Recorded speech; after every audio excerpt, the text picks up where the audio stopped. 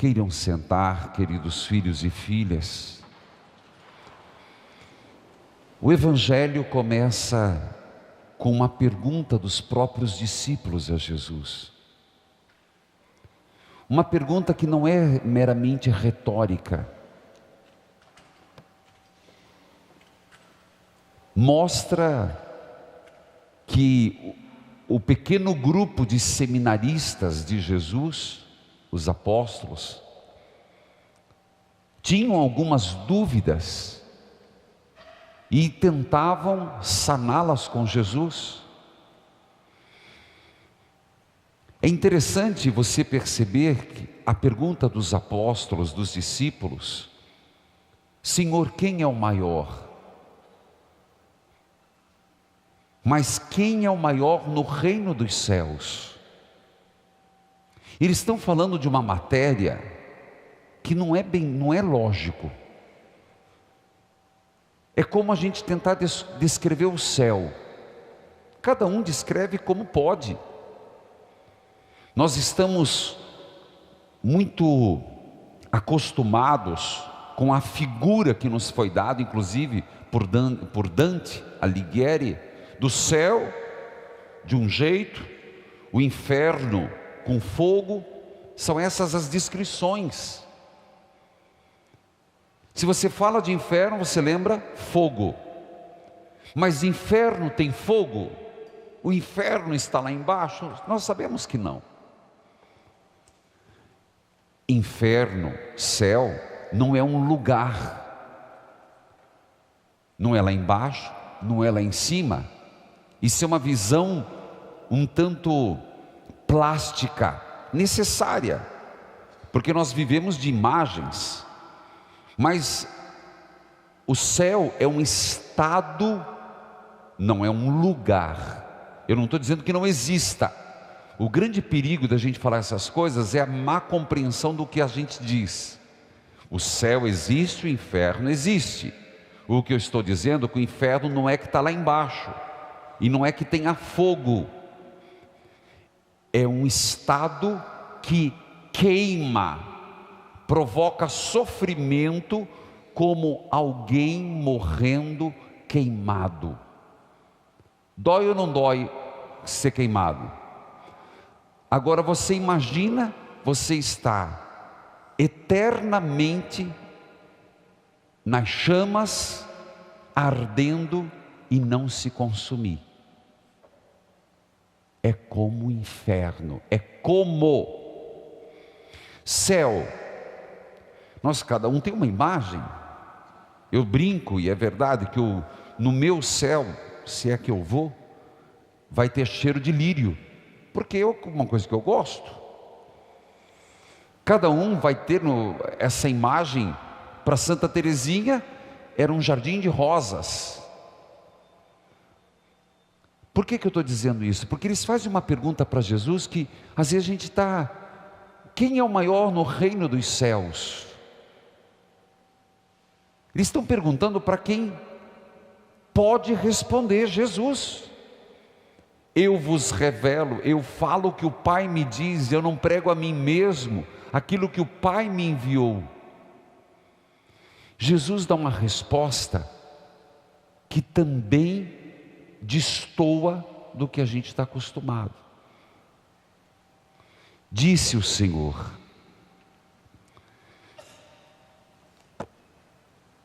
antes de falar, ele pega uma criança. Ele pega uma criança e diz: se não vos tornardes como crianças, não entrarão no reino dos céus. Veja, mas a pergunta não era essa. A pergunta é: quem é o maior no reino dos céus? Jesus pega uma criança e põe no meio. O que Jesus está dizendo? O que eu vou falar para vocês agora, no fundo é isso que ele quer dizer. É tão inusitado, é tão novo, que se vocês ficarem com a lógica que vocês têm do mundo, não vão compreender. Vocês vão ter que desaprender, se tornar uma criança e aprender de novo. Estou me fazendo entender?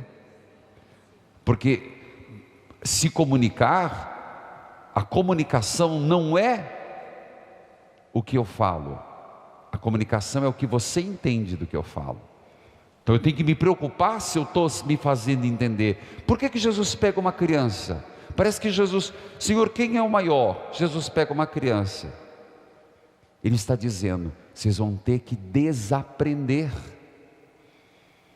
Se vocês ficarem com a lógica, os sabichões do mundo, vocês não vão entender.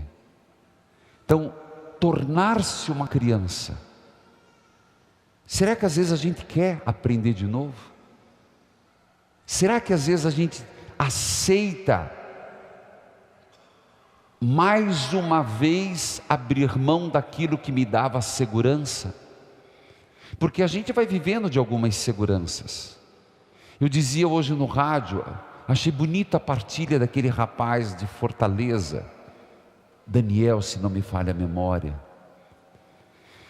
que ele disse assim: eu estava numa tristeza tão grande, me sentindo tão mal, e de repente veio o salmo que diz: se alegre, porque o Senhor tem misericórdia para contigo.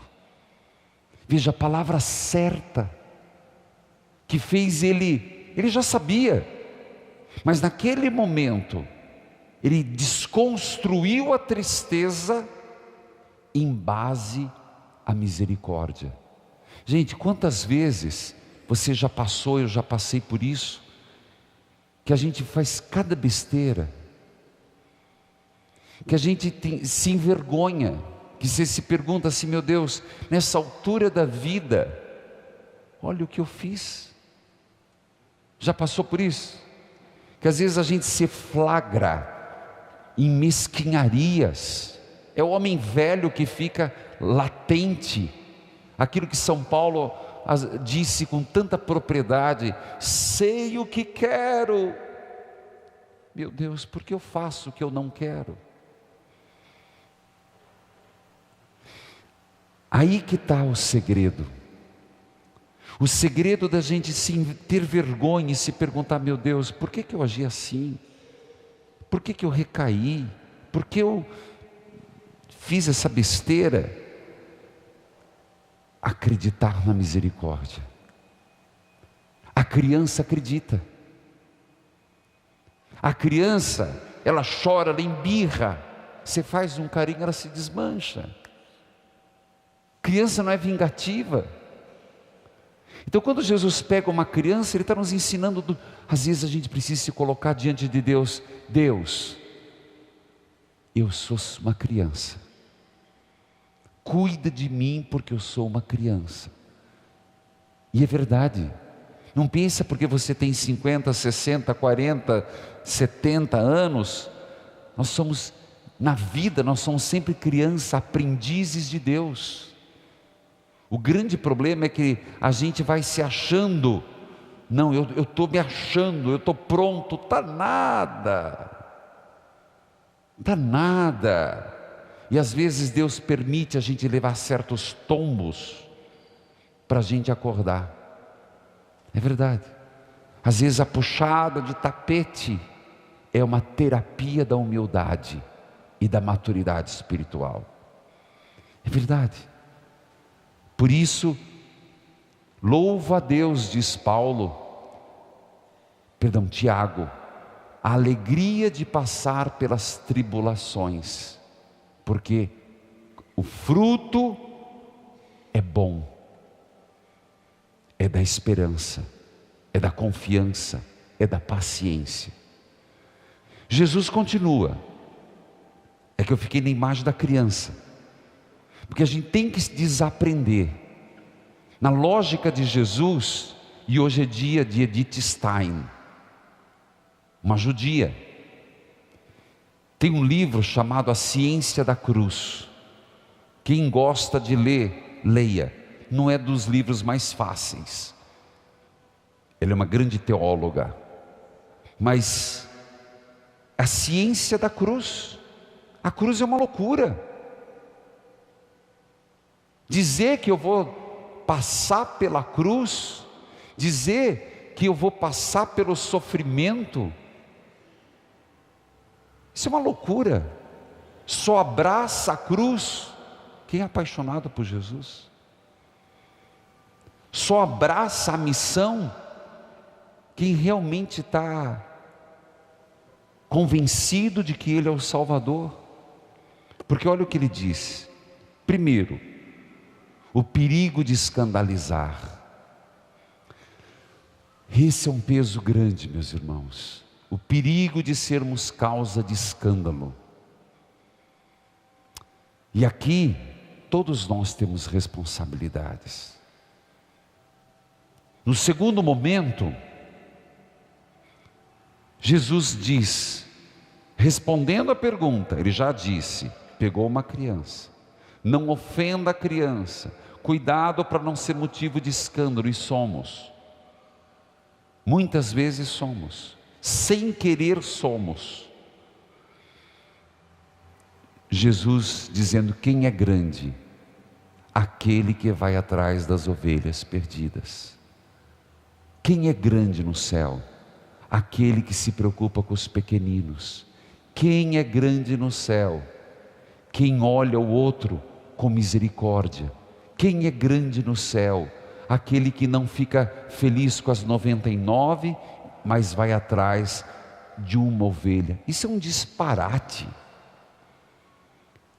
Se pensar que você tem 100 ovelhas, se deixar 99 para ir atrás de uma, gente, vai contra o ditado, é melhor um pássaro na mão do que 2 voando.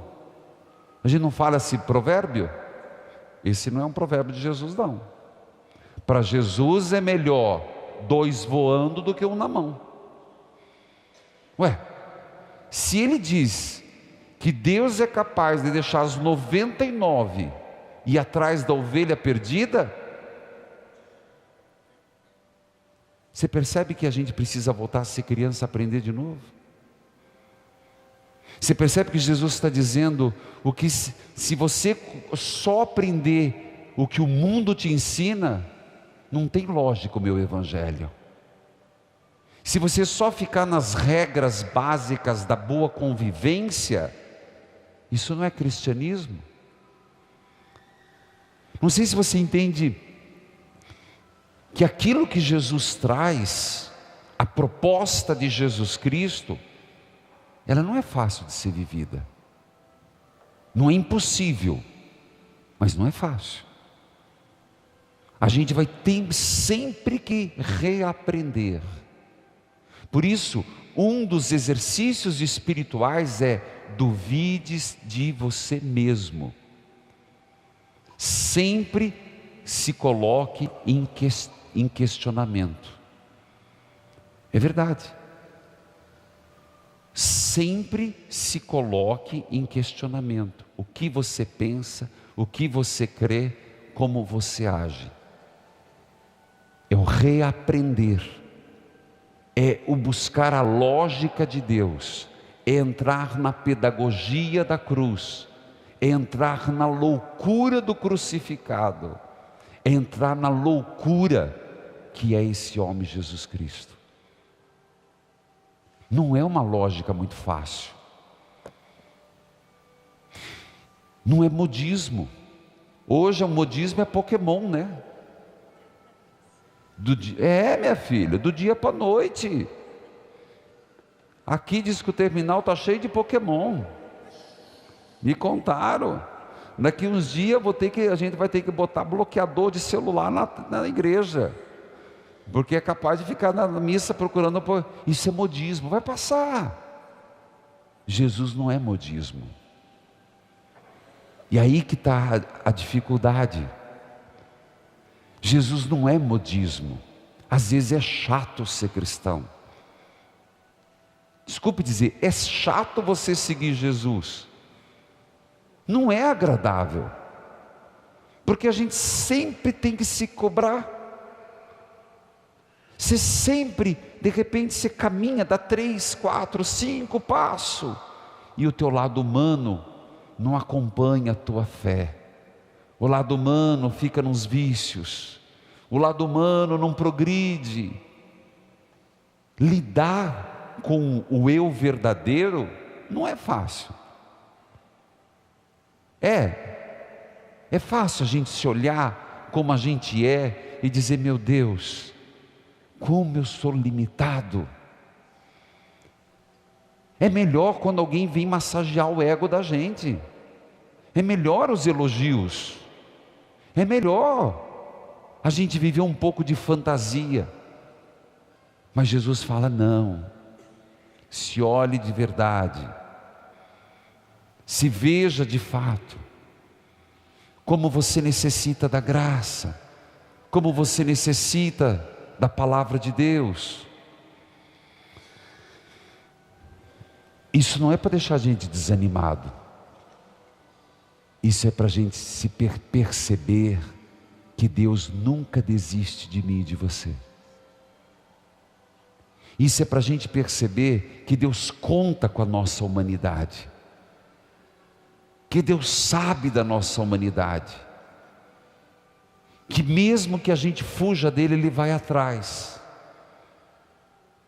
É a gente saber que Deus, Ele vai até onde eu fui capaz de fugir para me resgatar. Já foi e é capaz de ir de novo. Essa devoção das Santas Chagas, e esse ano celebraremos em outubro a festa, no segundo domingo, essa devoção que eu tenho exposto a você, muito breve sai o devocionário, nada mais é do que olharmos para as duas realidades no Cristo, a humanidade e a divindade. Não são separadas, estão juntas, como está junto em mim e você, o humano e o divino. É a gente olhar para Jesus, olhar para Jesus ressuscitado e ver que Ele passou pela cruz. É para a gente se sentir forte na fraqueza, é se sentir esperançoso na tribulação, é para a gente olhar para as feridas de hoje e pensar: por hoje. É olhar para o sofrimento e dizer: eu o administrarei em Cristo. É você olhar para a doença e ter a paciência vigilante. É para olharmos para as nossas fraquezas e dizer para mim e para você: eu vou superar. É para olhar por uma crise que vivemos de desemprego e não cair no desespero. É para olhar para as nossas fraquezas e não pensar em suicídio. É para olhar para o hoje e saber do amanhã. A devoção das Santas Chagas é de cura e libertação. É uma injeção de ânimo, é um impulso do Espírito para que a gente não fique na queda, mas se sinta entusiasmado a se levantar. Queridos irmãos, medite mais a paixão de nosso Senhor Jesus Cristo. Os santos nos pedem tanto isso. Não é por acaso que nas igrejas tem as vias sacras, umas mais bonitas, outras mais feias, umas mais piedosas, outras menos. É para quando você entrar na igreja, você não tem o que fazer, não vai no Pokémon, por favor. Nem fica discutindo lugar de banco na igreja. Vai rezar na via sacra. Vai contemplar o Cristo padecendo. Quando você olhar para as Santas Chagas de Jesus, nesse ícone ou naquele que está, que a gente contemple a nossa fragilidade. Meus irmãos, ninguém nasce santo. Ninguém. É um processo lento, é um reaprender, é um voltar a ser criança sempre. Por isso Jesus pega a criança, Sempre Jesus, quando você vai dialogar com Ele, lembre, tem uma criança no meio. Jesus diz: quem é o maior é aquele que sempre está disposto a aprender.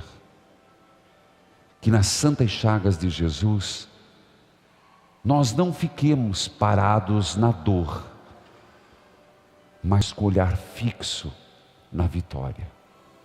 Amém.